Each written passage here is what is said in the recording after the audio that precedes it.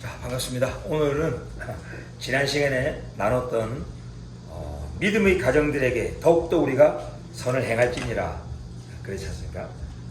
예, 그래서 이 믿음의 가정은 예수 그리스도를 믿는 우리 크리스찬들만 말하는 것이 아니다. 이 믿음은 우리 인간이 예수님을 믿는 인간의 믿음을 말하는 것이 아니고 예수님의 믿음을 말한다. 예수님의 믿음은 faithfulness, 신실함 또는 충성으로도 번역되는 피스티스라는 단어죠. 예수님께서 십자가에 죽기까지 아버지 하나님의 말씀에 충성하시고 신실하게 이루신 그 예수님의 믿음 때문에 하나님께서 새로운 언약을 완성하셨다. 새로운 언약을 이루셨다. 그 새 언약의 수혜자 집안 가문을 말한다. 고로 새 언약의 수혜자는 이스라엘 집과 유다 집. 예레미야 31장 31절에 말하면 우리 크리스찬들만 믿음의 가정이 아닌 거죠. 성경적으로 보면 이스라엘 집과 유다 집도 말하는 거예요. 먼저는 이스라엘 가문과 유다 가문들을 말하죠. 그래서 household of faith, 믿음의 가문들, 가정들이라고 우리 한글 성경은 정확하게 번역을 했습니다. 영어 성경과 다른 데는 이걸 복수로 안 해놨는데 우리 한글 성경은 너무 번역을 잘했어요. 가정들, 두 가문들을 말하는 거죠. 이스라엘 집과 유다 집들. 그러니까 오늘날 우리가 유대인들을 바라볼 때 저 사람들은 그냥 뭐 구약 백성이고 이제 구약 시대는 끝났지 않느냐. 지금은 신약 시대지 않느냐. 우리가 믿음의 가정이고 우리가 예수님의 그 은혜를 입은 자들이다 라고 생각이 쉬운데 전혀 안 그렇습니다. 실제적으로 그 예수님의 은혜는 새 언약의 그 피는 먼저는 유대인에게 옵니다. 제 말입니까? 사도 바울 말입니까? 바울이 로마서에서 복음은 첫째는 유대인에게요. 뭐 믿는 유대인에게요. 뭐 그렇게 말 안 합니다.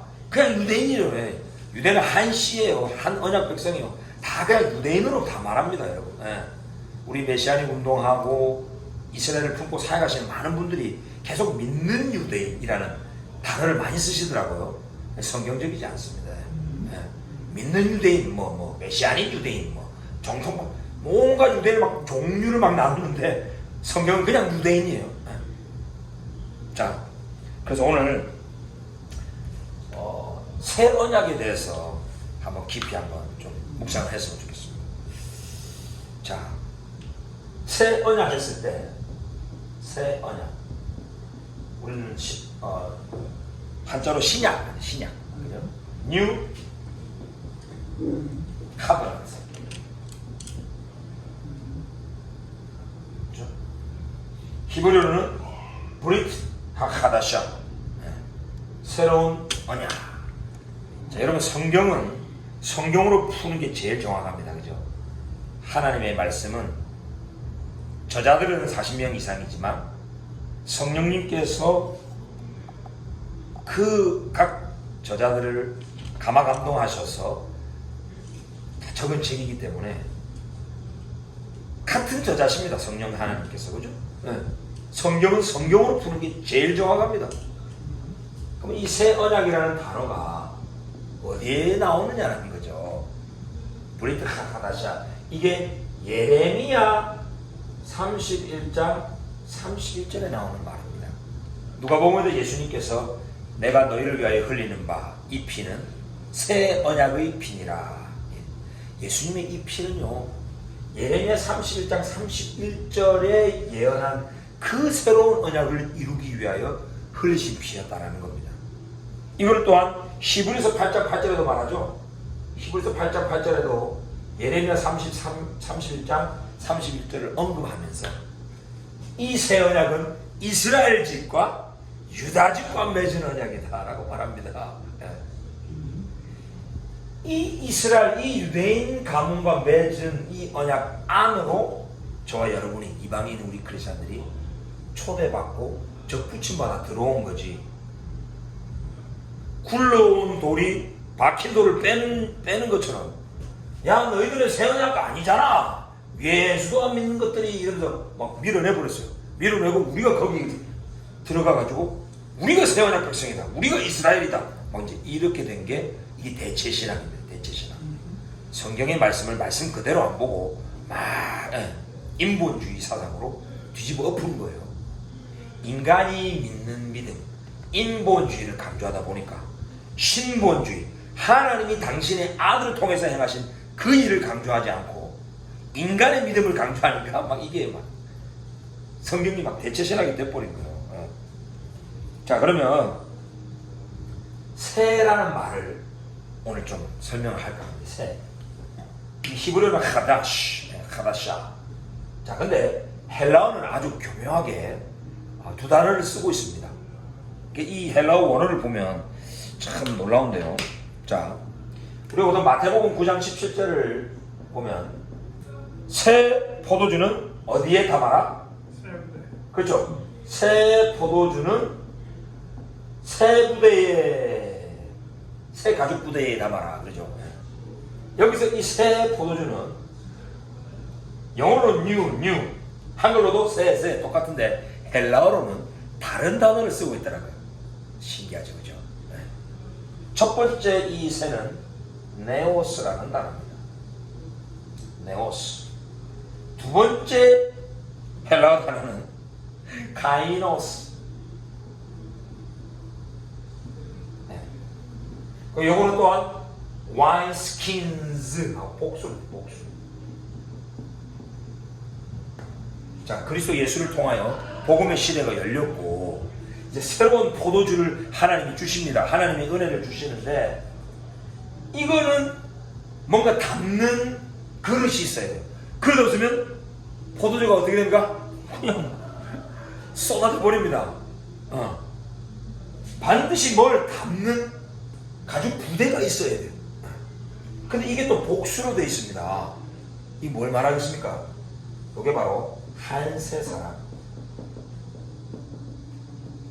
유대인과 우리 그리스도인들, 이방인 크리스천들과 언약 백성 그리스도가 인간의 믿음이 아니라 이스라엘의 메시아께서 행하신 그 일로 인하여 하나가 되었다. 그리스도의 피로 가까워졌느니라. 그리스도께서 흘리신 새 언약의 피로 가까워진 건데 우리 크리스천들 어떻게 해석해요? 피를 믿는 우리의 믿음으로 가까워졌다. 예수님이 흘리신 피를 믿는 우리 믿음으로 너 믿냐? 나 믿지? 한 세 사람. 이렇게 말해요. 막 인본주의를 막 집어넣어요.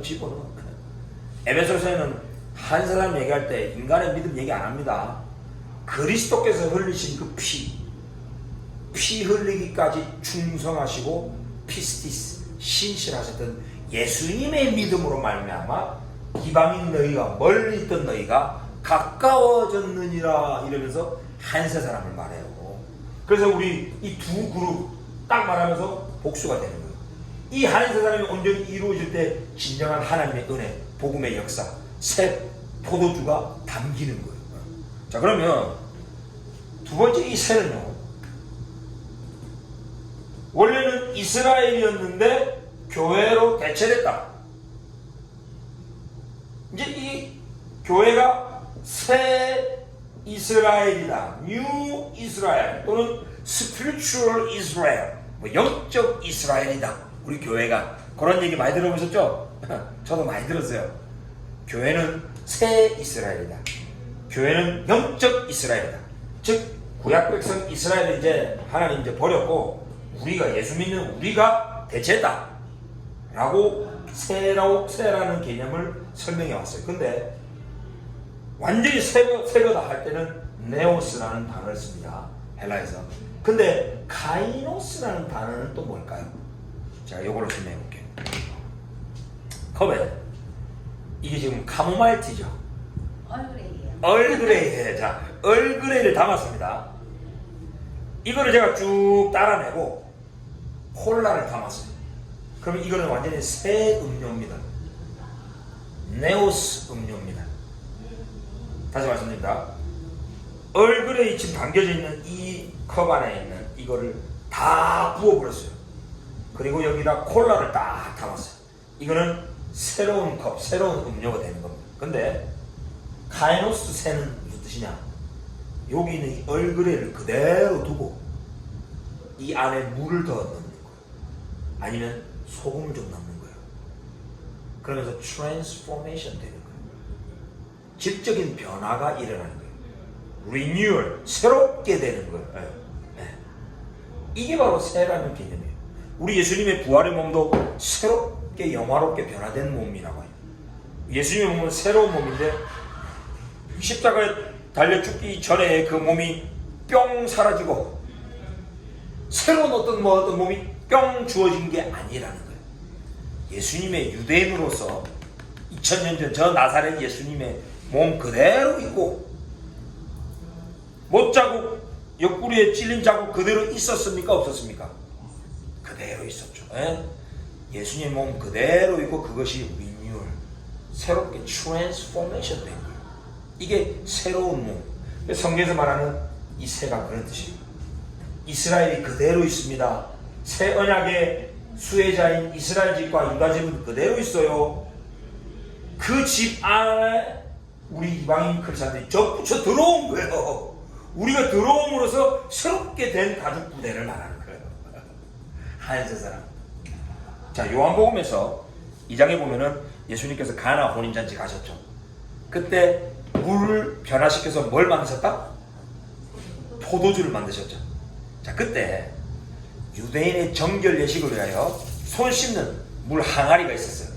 자, 예수님께서 이렇게 말씀하셨습니까? 자, 하인들아, 내가 지금부터 포도주를 딱 만들 건데 그 유대인 전통 정결 예식 한다고 지금이 무슨 시대인데 무슨 유대교 전통하냐? 다 부어버려. 다 부어버려. 깨끗하게 비워놔라. 그 다음에 내가 포도주를 뿅 만들게. 이러셨나요? 아니, 물 그대로 있는 거예요. 얼그레이 그대로 있는데 여기 안에 뭘 넣은 것처럼 유대인의 정결 예식을 위해서 담아놓던 물 항아리 6개입니까? 그대로 두고 그 위에 주둥이까지 물을 더 넣어라. 그대로 있는 상태에서 물을 더 넣은 거예요. 꽉 채운 거예요. 꽉 채웠더니 예수님께서 이제 떠봐라 했더니 포도주로 변한 거예요. 여러분, 이게 바로 새 포도주의 개념이에요. 원래 유대인의 전통, 오늘도 우리가 유대인의 그 해석에 대해서 얘기를 많이 나눴잖아요. 유대인의 전통, 유대인의 문화, 하나님께서 한번 부르신 저 언약 백성이 지금까지 쭉 해왔던 그 하나님의 언약은 그대로 있어요. 옛 언약은 그대로 있는 거예요. 근데 이 언약을 더 강화시키고 새롭게 트랜스포메이션 시킨 게 새 언약. 그래서 이 새 언약, 히브리서, 즉 신약 성경인 히브리서에서 구약 성경인 예레미야를 언급하면서 뉴 카버넌트 할 때 이 뉴도 네오스를 말하는 게 아니고 카이노스를 말합니다. 신약 새 언약의 뜻이 바로 이거라고요. 얼마나 많은 그리스도인들이 저 유대인들은 구약 백성, 우리는 신약 백성 이렇겠죠. No. 저들은 신약 백성이지. 예수님께서 갱신해 주신 거예요. 신약 백성인데 저와 여러분이 이 안으로 들어온 거예요. 같이 가족 부대가 되어가지고 함께 신약 백성이 된 거예요. 먼저는 유대인인 거예요. 이게 여러분 새 언약이라는 것입니다. 그래서 시간을 말할 때도 신약 성경에서 물리적인 시간을 말할 때는 크로노스라는 단어를 씁니다. 이거는 오늘 지금 현재 7시 56분 2024년도 이거 크로노스 물리적인 시간. 근데 여기에 카이로스라는 단어가 또 있습니다. 요거는 divine appointment, 하나님의 은혜의 때 하나님께서 정해주신 뭔가 어떤 비밀스러운 타이밍을 말하는 거죠. 예를 들면 수가성으로 예수님께서 딱 지나가실 때 너무 피곤해가지고 야곱의 우물 곁에 앉으셨어요. 그때가 그 시간이 제6시더라. 오늘날로 하면 정오. 근데 사마리아 여인이 남들의 시선을 피해서 그 태양빛이 쬐는 정오에, 그죠? 사람이 잘 안 다니는 시간에 마침 못 들어갔더니 메시아 예수아를 만난 거예요. 이 여인에게 있어서 이 때는 바로 카이로스의 때인 거죠.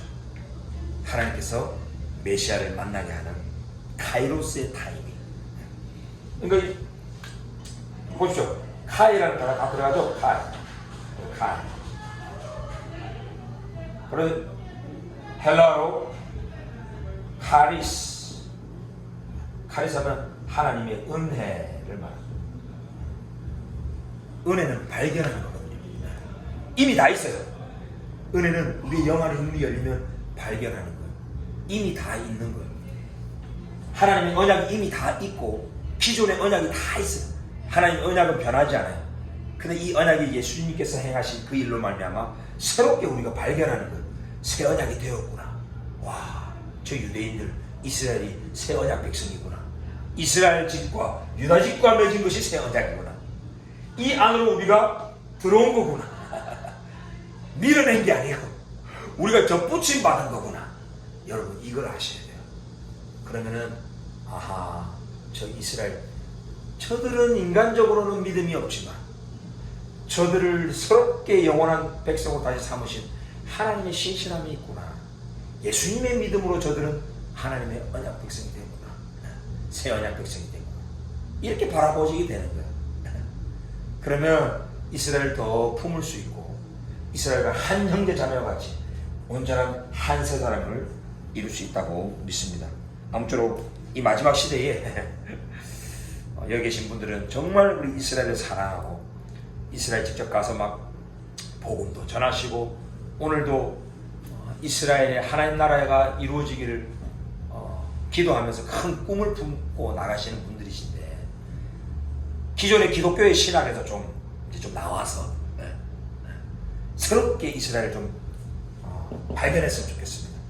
저들과 함께하고 있는 하나님의 은혜를 발견하고 볼 수 있기를 원합니다. 이것이 참 새 언약의 뜻이십니다.